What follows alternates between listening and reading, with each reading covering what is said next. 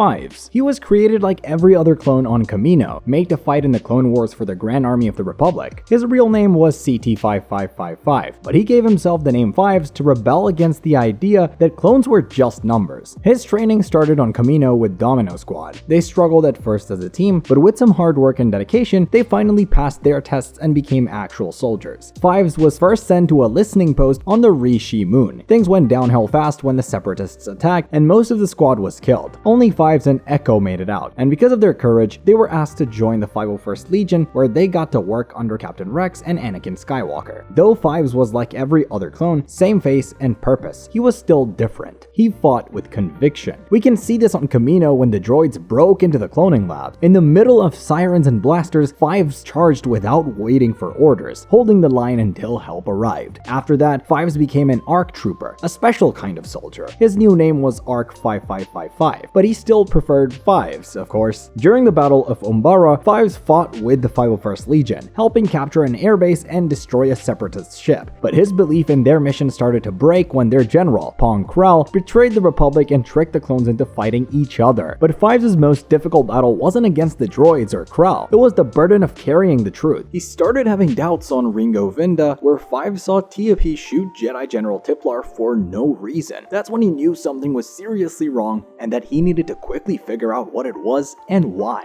And he did. He figured out that the clones had an inhibitor chip in their heads, controlling them, and its main order was to end all Jedi. And he also realized that Chancellor Palpatine was behind the whole thing. I mean, go figure. Fives tried to warn everyone, but Palpatine was quick to twist things and make it seem like Fives was the crazy dangerous one. But Fives still asked to meet up with Rex and Anakin so he could explain, but before he could go, Commander Fox and the Coruscant guards showed up. Fives panicked, thinking he might have been set up, and pulled out his blaster, but Fox was the one to shoot first, and Fives died in Rex's arms. He didn't live long enough to stop the plan, but because of him, the truth was out there now, and that was enough. Fives wasn't the only clone who saw the truth. Captain Rex would carry that burden next. Also known as CT-7567, Rex was a clone soldier who fought in the Clone Wars. He started as a captain, leading the 501st Legion, a group of highly trained soldiers. As the war went on, Rex became a commander and guided his team through some of the most challenging battles. He worked closely with Jedi, Anakin Skywalker, and Ahsoka Tano, two people he trusted completely. He followed their orders without question, knowing that they were fighting for a cause bigger than any of them. From the very start of the war, Rex was caught in the middle of all of it. He fought on Christophsis, Ryloth, and Kamino, leading his team through long missions to fight against the Separatists. Whether it was defending cloning facilities, freeing invaded planets, or protecting civilians, Rex was always on the front lines, keeping people alive. Like on Naboo, where he helped stop a deadly virus, and on Felucia, where he led his squad through unpredictable jungles until he got them home, or on Coruscant, where he defended outposts under heavy fire. Over and over again, Rex proved he was a loyal soldier who was ready to take on anything. But sadly, Rex was about to face a huge loss. Fives was already dying in his arms. But before he was gone, Fives managed to whisper to Rex that he had found out about the inhibitors. Rex's next mission after that was in Mandalore, where Ahsoka was trying to catch a dangerous criminal. The Separatists suddenly attacked, and the streets of Mandalore became another battlefield for Rex. He and his team fought their way through it to protect Ahsoka. Then everything changed when Rex received Order 66. The command to kill all Jedi came through his comms, and Rex was ordered to kill Ahsoka, even though she wasn't a Jedi anymore. For a moment, Rex tried to fight the control of his chip, remembering what Fives had told him, but he couldn't do it for long. He lost control and started shooting Ahsoka, but she quickly blocked the shots and managed to escape. Now fully under the control of the chip, Rex ordered his clones to go after Ahsoka. Luckily though, Ahsoka and some droids found Rex first and knocked him out. They took him to a safe place where she was able to carefully remove the chip from Rex's brain, and he was finally free from its control. It's no surprise that after all of that, Rex became a fugitive. He managed to fake his own death and stay hidden for years, knowing he could never go back to his old life, but he never forgot what happened or the people he had lost. We next have Captain Gregor, and he had his own story of desertion. Known as CC-557639, Gregor was a clone captain and the leader of a team of clone commandos called Foxtrot Group. During the Battle of Sayrish, things didn't go so well for him and the squad. The Republic lost, and Gregor lost his entire team with it. He barely made it out alive himself. His ship ended up crashing and burning on this quiet planet called Abafar. He was badly hurt and lost his memory. A Sullustan named Borkus found him, but instead of helping him figure out who he was or what happened to him, Borkus made him clean dishes in his diner, and because he basically had no choice, Gregor just stayed there, doing what he was told and not knowing he used to be a soldier. But thankfully, when Commander Colonel Mibur Gascon's ship crashed on Abafar during during a mission trying to get back to the Republic, he ended up in the same town Gregor was in. Gascon explained everything to Gregor. He told him who he really was, a captain and a soldier. And slowly, Gregor started to remember. But Gregor didn't fully go back to normal after getting his memories back though. He was sent to a secret base called Darrow to train stormtroopers for the Empire. While Gregor didn't like working for the Empire, he still chose to train the new soldiers because he believed that was his job, his purpose. But soon after that, Gregor realized he couldn't keep working for the Empire anymore. However, when he tried to escape, the Empire locked him up in that same base. Thankfully, he was eventually rescued by Captain Rex and the Bad Batch. Gregor then went to Silos, where he lived with Captain Rex and Commander Wolffe. None of them wanted to be at war anymore. They wanted to live a quiet life, but they knew that they would all still fight if they were ever needed. And that's why later, Gregor joined the rebels on Lothal, where he helped them fight back against the Empire. But sadly, during the battle, Gregor was killed. He died knowing that he was fighting for what's right. He showed us how the clones, after being used for Order 66, had to face the reality of their free will and purpose. Commander Wolffe was the next to break free from the Empire. Also known as CC-3636, Wolffe was a clone commander who fought in the Clone Wars. He served under Jedi General Plo Koon and led a group of clone troopers called the Wolffe Pack, and early in the war, he worked as a clone captain. His first mission was with Plo Koon, where he fought the Separatist superweapon, the Malevolence. It was not a success though. Most of the team was killed, and only Wolffe, Plo Koon, and 2 others survived. They were rescued just in time by Anakin and Ahsoka.